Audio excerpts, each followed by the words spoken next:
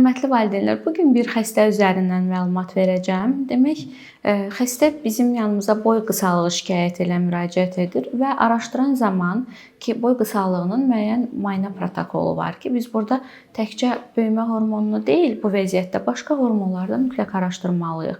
Yəni digər endokrin orqanların funksiyalarını və araşdıran zaman bəlli olur ki, bu uşaqda yanaşı olaraq tiroid hormon çatışmazlığı, böyrək üstü vəzi hormon çatışmazlığı, cinsi hormon çatışmazlığı var.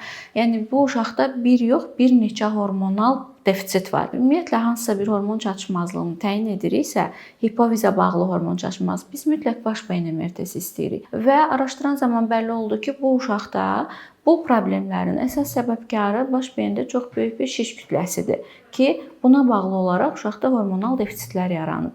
Və məsələn, pis tərəfi də ondan ibarətdir ki, bu ailə bir neçə ay bundan öncə başqa bir mərkəzdə, başqa bir həkim qəbulunda olmuş və orada uşağa boy qısalığına görə heç bir ciddi araşdırma aparmadan birbaşa böyümə hormonu təyin edilmişdi.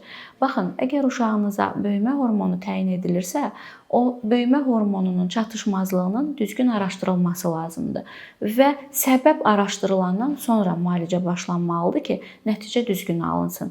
Və xüsusilə də onu nəzərinizdə saxlayın ki, əgər uşağınızdakı boy qısalığına böyümə hormonu təyin edilirsə, onu hansı ixtisaslı həkim təyin edir və nə şəkildə təyin edir, hansı araşdırmalar aparıb təyin edir. Bunları tam olaraq bilmədən uşağınıza bu şəkildə iynələr tətbiq eləməyin. Çünki haqqında danışdığımız bu dərmanlar adi vitaminlər deyil və haqqında danışdığımız bu xəstəliklər çox ciddi həyati təhlükə yarada biləcək şiş problemlərindən tutmuş, sadə bəsit izolə böyümə hormonu çatışmazlığı diaqnozuna qədər ola bilər. Və bu məsələləri yaxşı-yaxşı araşdırmadan qətiyyən müalicə başlamağı düşünməyin.